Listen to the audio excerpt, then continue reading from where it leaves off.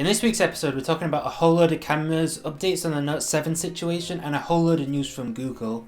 This is TechWeekly. So first things first, there's more Samsung Galaxy Note 7 news. Samsung's in the news again because somebody's actually going to sue them because their Note 7 blew up in their pocket.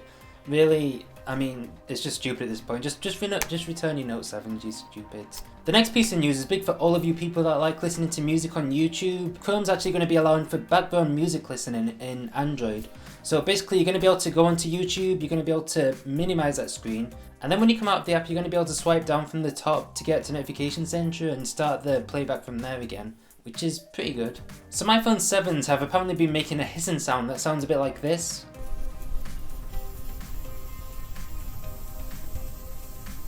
So some people think this may be coil whine, which I think is just when the processor works really hard, it makes a bit of a sound, I don't know. Yeah, this is only for some devices. It doesn't seem to be any issue like the Note 7 or whatever. On Sunday, Google also bought Urban Engines, which is basically this company that maps out where cars are, like traffic conditions and commute conditions and all that sort of stuff.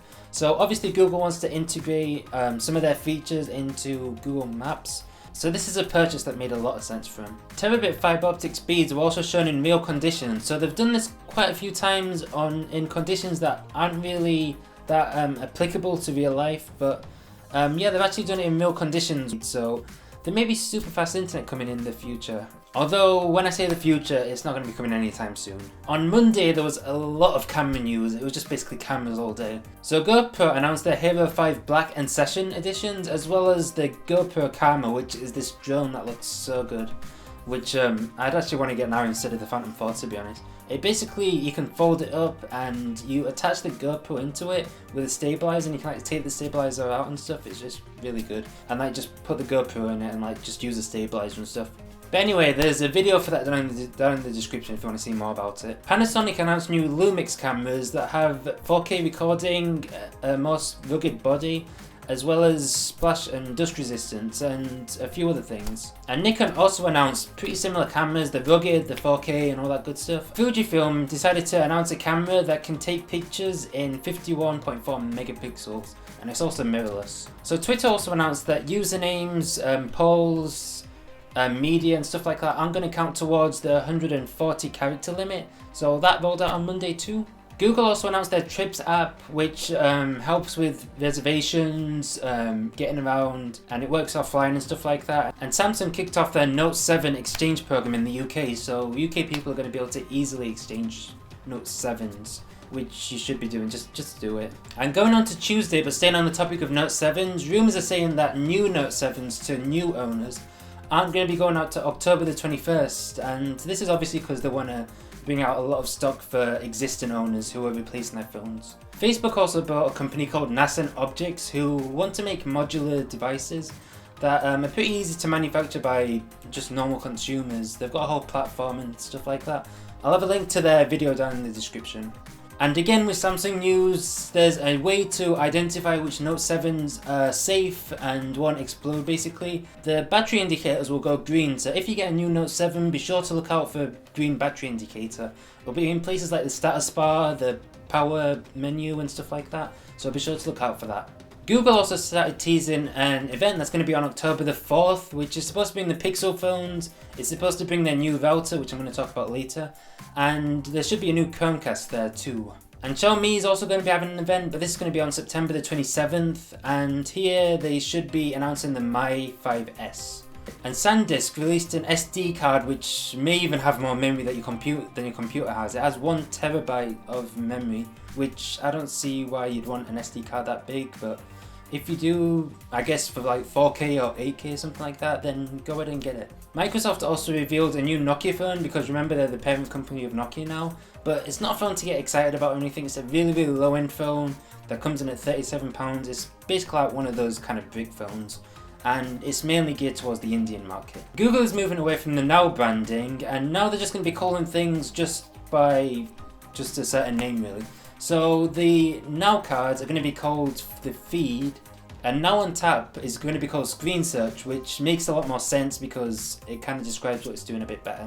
On Wednesday, Instagram made a save drafts feature, so now you don't have to put your photos out straight away, you can just save a draft and you can go back to them later before you post them, which is, I don't know why they didn't have that before, to be honest. I should probably start a tally on how many times I'm going to say Samsung in this video, but again, Samsung have now got a stock of 500,000 phones in the US that they're going to be giving out to people. So yeah, they're starting to go out to people should stop being frustrated, and if they're not being frustrated and they've still got their phone, just give their phone in now, because you can get a replacement a lot quicker. Google Allo also released on Wednesday, which is this kind of messaging app that Google's bringing out, which it isn't, some people like it, some people don't, it's that kind of thing. On Thursday, North Korea released their entire internet, which is made up of 28 web pages, to the entire world. So they basically made their websites public, so the good old people on Reddit decided to go and have a look. And they saved images and all that sort of stuff for the websites, and yeah, they just basically, I think they put it on GitHub too and stuff like that. I'll have that all down in the description. YouTube Heroes was also released, much to the pleasure of a lot of people on YouTube. I'm being sarcastic. If you haven't seen a video about this already, I'll leave a few of them down in the description. But it's basically this thing where YouTube's trying to get people to moderate YouTube and stuff like that. Again, just watch the videos down in the description because they're going to explain it a lot better than I will. But yeah, this is a pretty big thing, and it seems it can either be YouTube's latest mess up or it can be really good. I really don't know at this point, to be honest. The Chan Zuckerberg Initiative, which is basically made up of Mark Zuckerberg and his wife, are going to be donating $3 billion to try and prevent or cure or manage all known diseases by the end of the century. So it is a pretty big mission, but it's something that they're really hoping that they're going to be able to do. So, I mean, that would be great. Google also revealed a logo for Project Jacquard, which is this thing that they talked about in Google I/O 2016. And it's basically going to be this jacket that has touch sensitive kind of things on it. So they basically got the trademark for it and stuff like that. So this is the logo, and it should be releasing around spring of 2017. YouTube has also announced something that I really love. They're doing this Creators for Change thing, where they're basically investing in content creators who are trying to basically make the world a better place. I'm going to have a video for this down in the description. On Friday, Minecraft revealed that the Minecraft Education Edition is going to be releasing on November the 1st. And this is going to be a program that basically tries to educate children through the use of Minecraft, which again is something I love. I love when education's made fun. So I'm going to have a link to a website for it down in the description. But again, this is the sort of news I love. I love this sort of stuff. Twitter is also going up for sale, and it might go to Google, which actually seems pretty likely. It might go to Verizon, or it might go to Microsoft. So again, nothing has been confirmed yet, but there's definitely interest in companies buying Twitter at the moment.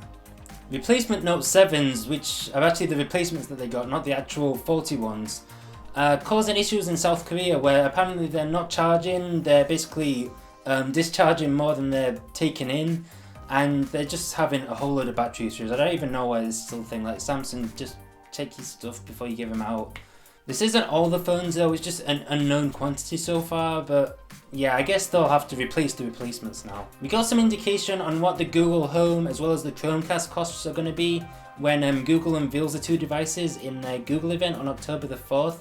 So the Google Home should cost around $129, and the Chromecast should cost around $69 when it comes out, which is notably more than what the current Chromecast costs. And Google is also expected to announce a router, which should come in at, again, $129. And what this router will basically do is if you buy multiple ones of them, they'll create this kind of mesh network in your home where they all link up together, and they basically give you a very good signal, like wherever you are in the house, as long as you're covered by these routers. On Saturday, it was revealed that Google Duo and Allo might have better integration because they're not really integrated well together at all at the moment. So a tweet by Justin Alberti kind of said that this may be the case, but there's nothing official yet. A Google self-driving car has gotten in another accident, and again, it's the fault of a human. So apparently this human, sounds weird saying it that way, but he basically ran a red light and went straight into the side of this car, and it was a pretty bad accident.